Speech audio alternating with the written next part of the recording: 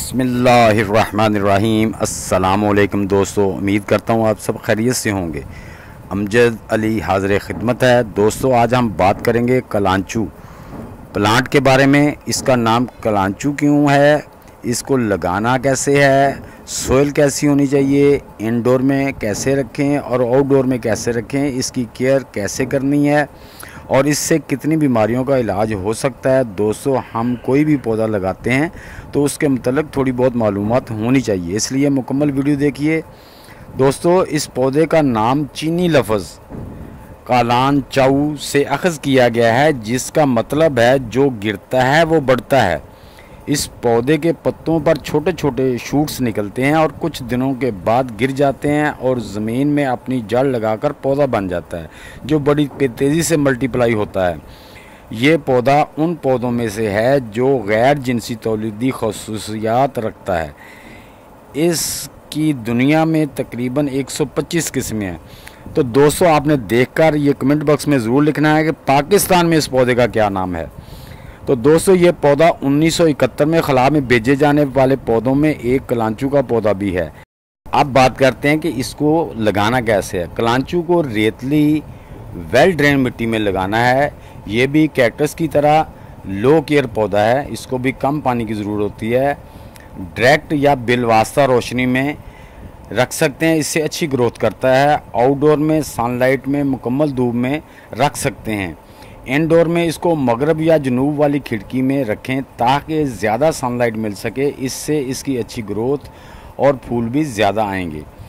Bedroom में Fleming Katie को बढ़ाता है और रात को भी ऑक्सीजन फराहम करता है, जिससे आपको गहरी नींद आने में भी मदद करता है। कम देखभाल में खूबसूरत फूलों के साथ हरियाली का तोहफा भी देता है। कमरे की हवा को साफ़ करता है, जहरीले मादों को दूर करता है, नजासत या गैर मुस्तहकम कीमियाई मालिक्यूल्स को हटाने में मदद करता है। पानी को हवा में खारिज करता है। पानी का इखराज अंदरूनी हवा की नमी को बढ़ा सकता है।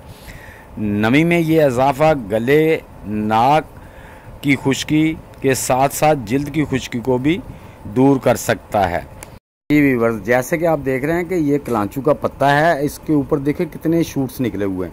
ये किनारों पे इसके शूट्स निकलते हैं और कुछ दिनों के बाद पक जाते हैं और ज़मीन पे गिरते हैं और ज़मीन में अपनी जड़ें गाड़ना शुरू कर देते हैं। ये मैं अभी आपको दिखाता हूँ। ये देखें, ये मेरे जो ज़मीन में गिरे हुए हैं नीचे, ये देखें पौधे के नीचे कितने नए प्लांट्स उग रहे हैं। ये सारे इसी तरह उगाता है। तो दोस्तों, ये आप नर्सरी से ना भी लें, कोई भी आपका दोस्त है तो उसके घर से आप पौधा ला सकते हैं। एक पौधा लें, आगे इसका ये ऑटोमेटिक ही मल्टीप्लाई होता रहता है, तो आप इसको अपने घर में आराम से उगा सकते हैं। इसको आउटडोर में भी रख सकते हैं और इनडोर में भी इसको उगा सकते हैं। तो ये देखें दोस्तों, ये माशाल्लाह ये कितने इसके ये रूट्स निकले हैं। इसने ये देखें, ये जड़ भी लगा ली है पौधे ने। ये देखें, मैं आपको हथेली पे रख के दिखाता हूँ। ये माशाल्लाह इसके कितने वो जो शूट्स गिरा था उसके रूट्स निकल आए हैं। ज़मीन में इसने अपने रूट्स गाड़ लिए हैं। तो इस तरह जो अभी एक पत्ता गिरा है, एक और शूट्स गिरा है, उसने अभी तक ये देखें, ये अभी ज़मीन पे पड़ा है, इसने अभी शूट्स, इसके जो रूट्स नहीं बने, तो ये भी ज़मीन पे पड़ा अपने रूट्स ज़मीन में गाड़ लेगा। तो ये दोस्तों, इस तरह से इसके जो कलांचू के पौधे मल्टीप्लाई होते हैं। तो आप किसी दोस्त के यहाँ अगर है तो वहाँ से भी ला सकते हैं, नर्सरी से भी ला सकते हैं। तो ये दोस्तों बहुत ही बेहतरीन प्लांट है, इससे इसके बहुत ही फ़ायदे हैं। मैं जो पहले बता चुका हूँ, अपने आप बेडरूम में भी लगा सकते हैं। तो ये देखें, ये मैं सिर्फ छोटे से पौधे लाया था, लगा के मैंने लगाए थे। ये तकरीबन मुझे ये देखिए, ये इसके कितने ये देखे पौधे तैयार हो गए नीचे। ये तकरीबन 1 महीना पहले मैंने ला के लगाया है, तो और इसके नीचे कितने पौधे तैयार हो गए हैं। तो अब दोस्तों बात करेंगे कि इसके जो रवायती इलाज हैं जो बीमारियों के लिए, जिनके लिए फ़ायदेमंद है, वो क्या क्या है। इन्फेक्शन, गठिया, सोजिश का इलाज भी इससे किया जाता है। कलांचू के अर्क में मदाफ़ाती असरात भी होते हैं। ये यानी कि क़ुव्वत मदाफ़त, इसका जो अर्क है वो क़ुव्वत मदाफ़त रखता है। अगर बंदा पीता है तो वो बीमारियां नज़दीक नहीं आती। ज़ख़म भरने की खसूसियत का हामिल है। लोग रवायती तौर पर कट, ज़ख़म, जलने, जिल्द की दीगर चोटों को ठीक करने, सोजिश और दर्द को ठीक करने के लिए भी इसको इस्तेमाल करते हैं। तो बहुत सी जगह पर इसको हाई ब्लड प्रेशर और गुर्दे की पथरी के रवायती इलाज के लिए भी इस्तेमाल किया जाता है। तो दोस्तों इसके और भी इससे ज़्यादा फ़ायदे होंगे, मुझे जो मालूमात हासिल हो सकी मैं तो उसी के मुताबिक आपको बता रहा हूँ।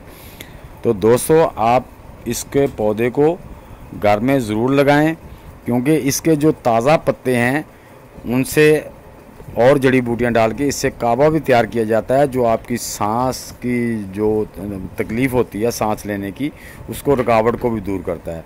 तो दोस्तों इस तरह से आप इससे बहुत से फ़ायदे ले सकते हैं।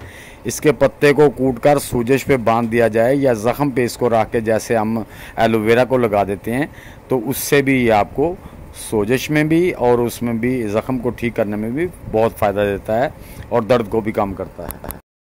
जो दोस्तों मेरे पास मालूमात थी वो मैंने आपको बाहम पहुँचा दी। तो दोस्तों अगर वीडियो अच्छी लगे तो इसे लाइक और शेयर लाजमी कर देना। नए दोस्त इसे लाइक शेयर और चैनल को सब्सक्राइब करके बेल आइकन को ज़रूर दबा दें, ताकि हर नई आने वाली वीडियो की इत्तला आप तक पहुंच सके। तो दोस्तों मिलते हैं इंशाल्लाह नेक्स्ट वीडियो में, तब तक के लिए अल्लाह हाफिज़।